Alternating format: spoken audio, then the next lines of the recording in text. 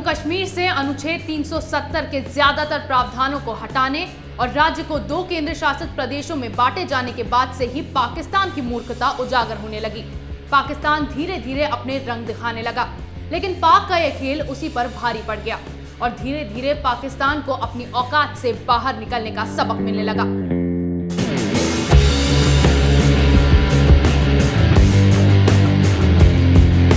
कश्मीर के पीछे हाथ धोकर पड़े पाक प्रधानमंत्री इमरान खान ने अपने यहाँ की आवाम को संबोधित किया। इस दौरान भारत को परमाणु हमले की गीदड़ भभकी दी।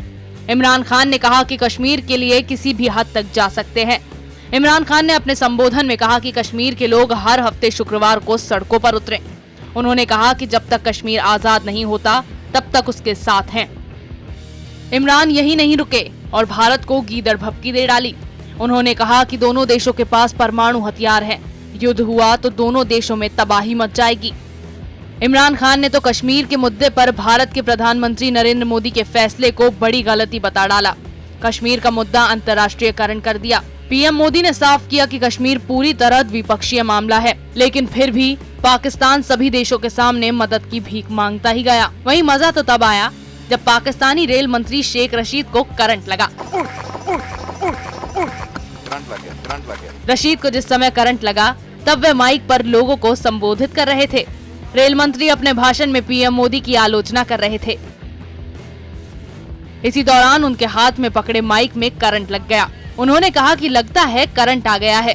करंट लगने के बाद भी पाकिस्तानी रेल मंत्री रशीद चुप नहीं हुए। उन्होंने प्रधानमंत्री मोदी के बारे में उलझुलूल बोलना छोड़ा नहीं। मेरा ख्याल है करंट आ गया है। ये मोदी इस जलसे को नाकाम नहीं कर सकता। कहते रहे कि मोदी उनके इस जलसे को नाकाम नहीं कर सकते हैं। यह वीडियो ट्विटर पर भी काफी वायरल हुआ। इससे पहले शेख रशीद ने भारत को परमाणु युद्ध की धमकी भी दी थी, लेकिन मजे की बात ये थी कि शेख रशीद पीएम मोदी को बदनाम करने चले थे। जिस पर करंट लगा तो उन्हीं की किरकिरी होने लगी। मेरा ख्याल है करंट आ गया है।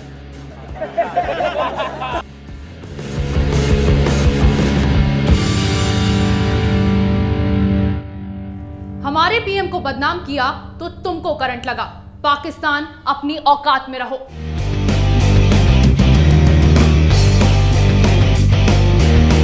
वहीं महंगाई के दर से जूझ रहे पाकिस्तान पर भारी संकट गिरा। पहले अंतर्राष्ट्रीय आतंकवाद के वित्त पोषण की निगरानी करने वाली संस्था यानी फाइनेंशियल एक्शन टास्क फोर्स ने ग्रे लिस्ट में नाम डाला। उसके बाद FATF की एशिया प्रशांत इकाई ने पाक को ब्लैकलिस्ट किया।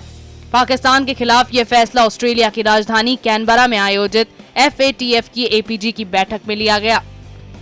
FATF ने पाया कि मनी लॉन्ड्रिंग और आतंकियों के वित्त पोषण से जुड़े 40 मानदंडों में से 32 को पाकिस्तान ने पूरा नहीं किया। APG ने अपने शुरुआती मूल्यांकन में पाया है कि इस्लामाबाद की आतंक के खिलाफ कार्रवाई में कई सारी खामियां हैं। इसको देखते हुए पाक को अब APG ने ब्लैकलिस्ट कर दिया है। इतना होने पर भी पाकिस्तान को जरा भी शर्म नहीं आई और एक और गंदी हरकत करने पर उतर आया। पाकिस्तान स्थित सिख समुदाय के संस्थापक गुरु नानक देव की जन्मस्थली ननकाना साहिब गुरुद्वारा तंबू साहिब से ग्रंथी की बेटी का अपहरण किया गया। ग्रंथी की बेटी को जबरन इस्लाम में धर्मांतरित कराया गया। फिर उसकी शादी मोहम्मद एहसान नाम के शख्स से करा दी गई। इस मामले में पीड़िता के बड़े भाई ने ननकाना साहिब थाने में FIR भी दर्ज करवाई। धर्मांतरण और जबरन शादी कराने के आरोप में एक महिला रुकैया समेत 6 लोगों पर मामला दर्ज किया गया। यही नहीं, उस लड़की की एक सिख युवक के साथ सगाई भी हो चुकी थी। इस मामले में थाना पुलिस की भी शर्मनाक हरकत सामने आई। पीड़िता के भाई ने बताया कि पुलिस ने उनकी शिकायत को नजरअंदाज करने की कोशिश की थी। उसने दावा किया कि उनके परिवार को यह भी कहा गया था कि वे गुरु नानक की जयंती के उत्सव को ध्यान में रखते हुए इस मुद्दे को ना उठाएं।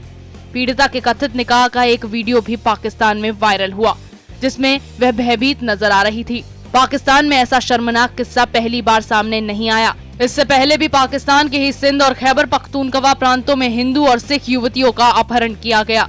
उनका जबरन धर्म परिवर्तन कर शादी कराने की कई घटनाएं सामने भी आईं।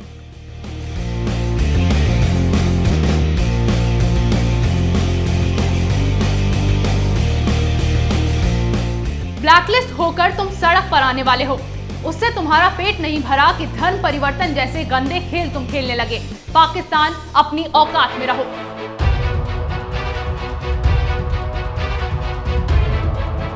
अब बारी पाकिस्तान की इंटरनेशनल बेइज्जती की। ये बेइज्जती संयुक्त राष्ट्र में पाकिस्तान की स्थायी प्रतिनिधि मलिहा लोधी ने करवाई, जिसको पाक के ही नागरिक ने अपने सवालों में घेरा और जमकर खरी खोटी सुनाई। इसका वीडियो भी बना और काफी वायरल हुआ। वीडियो में पाक नागरिक मलिहा से सवाल करने की इजाजत मांगता है।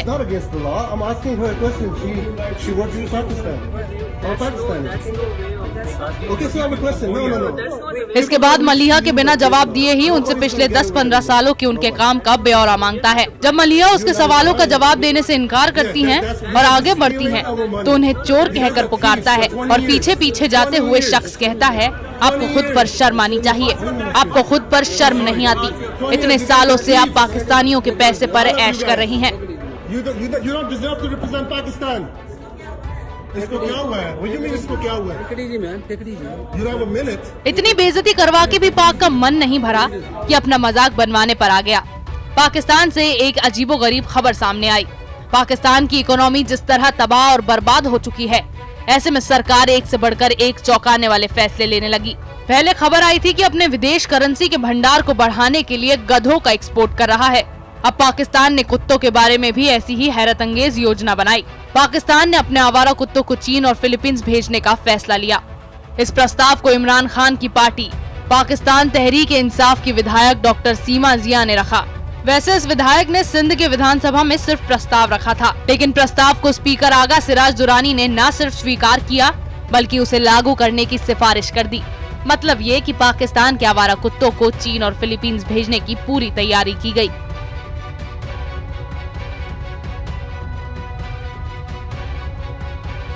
खुद के लोगों ने तुम्हारा साथ छोड़ दिया और फिर कुत्तों को बेचकर पैसे कमाने जैसी योजना पर दुनिया भर में अपना मजाक बनवाया। पाकिस्तान अपनी औकात में रहो। कश्मीर के मुद्दे पर पूरी दुनिया की नाक में दम करने वाले खुद पाकिस्तान की नाक में मक्खियों ने दम कर दिया। पाकिस्तान के प्रांत सिंध में लोग मक्खियों के आतंक से परेशान होने लगे, बीमारियां बढ़ने लगी। नौबत यहां तक पहुंच गई कि मामला न केवल विधानसभा में उठा बल्कि इन मक्खियों से मुक्ति के लिए विशेष दुआ कराई गई। मामले में सरकार की तरफ से बयान दिया गया कि बारिश आती है तो पानी आता है। ऐसे ही यह बयान भी दिया जाए कि जब बारिश आती है तो मक्खियां भी आती है। कराची से कश्मीर तक राज्य में हर जगह मक्खियों ने लोगों का जीना मुहाल कर दिया। फिर पाकिस्तान के रेल मंत्री शेख रशीद के तो क्या कहने हैं। अपने देश में करंट खाने से पहले लंदन में घूसे और अंडे खाकर आए हैं। रेल मंत्री रशीद पर उस समय हमला किया गया जब वह लंदन के एक होटल में आयोजित पुरस्कार समारोह में भाग लेने निकले थे। उन पर हमला करने वाले मौके से फरार हो गए। इस मामले के बाद पूरी दुनिया के सामने शेख की किरकिरी हुई, लेकिन बाद में मजा खराब तब हुआ जब पाकिस्तान पीपल्स पार्टी से संबंध पीपल्स यूथ ऑर्गेनाइजेशन यूरोप के अध्यक्ष आसिफ अली खान और पार्टी की ग्रेटर लंदन महिला शाखा की अध्यक्ष समा नाज ने हमले की जिम्मेदारी ले ली। उनका कहना था कि रशीद ने पीपीपी प्रमुख बिलावल भुट्टो जरदारी के खिलाफ अपशब्दों का इस्तेमाल किया था, जिसके विरोध में उन्होंने यह कदम उठाया। साथ ही दोनों नेताओं ने शेख रशीद को उनका एहसानमंद होने के लिए कहा कि उन्होंने विरोध जताने के लिए ब्रिटेन के अंडे फेंकने का सभ्य तरीका ही केवल इस्तेमाल किया।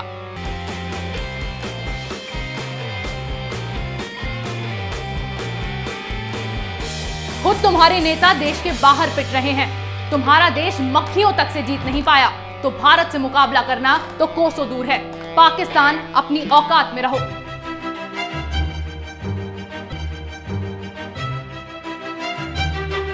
FATF से ब्लैकलिस्ट होने के बाद पाकिस्तान की आर्थिक स्थिति पूरी हिल गई।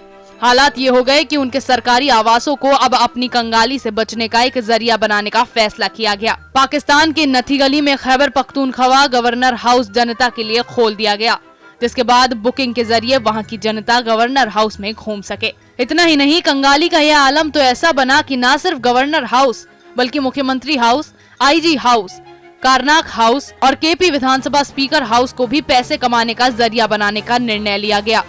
साथ ही कंगाल पाकिस्तान दिवालिया होने की कगार पर तब आया जब पाकिस्तानी सरकार के पास अपनी प्रधानमंत्री के ऑफिस का बिजली बिल तक चुकाने के पैसे नहीं थे। बिल न भरे जाने की वजह से पाकिस्तानी प्रधानमंत्री के सचिवालय की बिजली काटे जाने की नौबत आ गई। इतना ही नहीं, इस्लामाबाद इलेक्ट्रिक सप्लाई कंपनी ने प्रधानमंत्री सचिवालय को नोटिस भी जारी किया। पाकिस्तानी प्रधानमंत्री के ऑफिस को IESCO को लगभग 41 लाख रुपए चुकाने थे। इससे पहले ये रकम 35 लाख रुपए थी, जबकि उससे पहले का 5,58,000 का बिल बकाया था। नोटिस जारी होने के बाद भी प्रधानमंत्री ऑफिस बकाया बिल चुकाने में असमर्थ रहा।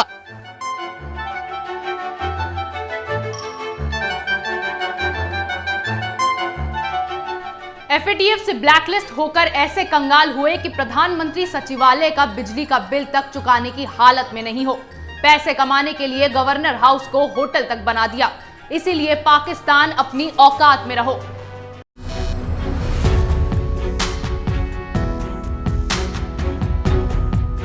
ऐसे में पाकिस्तान का पेट नहीं भरा तो नया पैतरा आजमाया। वो नया पैतरा था गजनवी परीक्षण का। पाकिस्तान ने कराची के पास ब्लैकलिस्ट मिसाइल गजनवी का परीक्षण किया। वह सतह से सतह पर मार करने वाली है।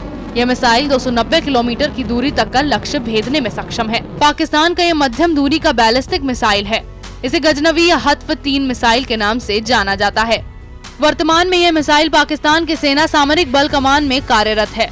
पाकिस्तान को यह लगा कि इस तरह के परीक्षण कर वो भारत को डराने में सफल हो जाएगा, लेकिन पाकिस्तान की यह हरकत महज दुनिया को डराने की कोशिश थी। हद तो तब हो गई जब पाक प्रधानमंत्री इमरान खान का वायरल वीडियो सामने आया, जिसमें इमरान ने इतिहास और ज्योग्राफी को ऐसा मिलाया कि सोशल मीडिया यूजर्स अपनी हंसी नहीं रोक पाए। हालांकि पाकिस्तान के लिए काफी शर्मसार रहा है कि जो व्यक्ति उनके देश का प्रधानमंत्री है, उसकी जनरल नॉलेज इतनी कम है। इमरान कहते हैं कि जर्मनी और जापान ने दूसरे विश्व युद्ध के दौरान अपने लाखों नागरिकों की हत्या की, जब उन्होंने तय किया जर्मनी और जापान की सीमा पर उनकी जॉइंट इंडस्ट्री है। बिजनेस टाइकून आनंद महिंद्रा ने इस वीडियो को शेयर किया। बिजनेस टाइकून आनंद महिंद्रा ने इमरान के वीडियो को शेयर कर कमेंट किया, शुक्र है भगवान ये जेंटलमैन मेरे हिस्ट्री या ज्योग्राफी के टीचर नहीं रहे। आनंद महिंद्रा के इस ट्वीट के बाद ये वीडियो फिर एक बार वायरल होने लगा, जिसके बाद से इमरान खान को ट्रोल किया जा रहा है। इमरान के इस वीडियो के बाद उनके देश में भी उनकी किरकिरी हुई और संसद में भी यह मुद्दा उठाया गया।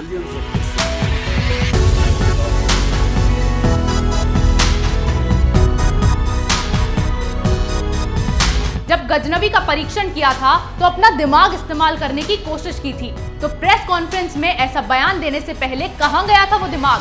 देश को चलाने वाले को ज्ञान की इतनी कमी है। शर्म करो पाकिस्तान, इसीलिए कह रही हूं अपनी औकात में रहो।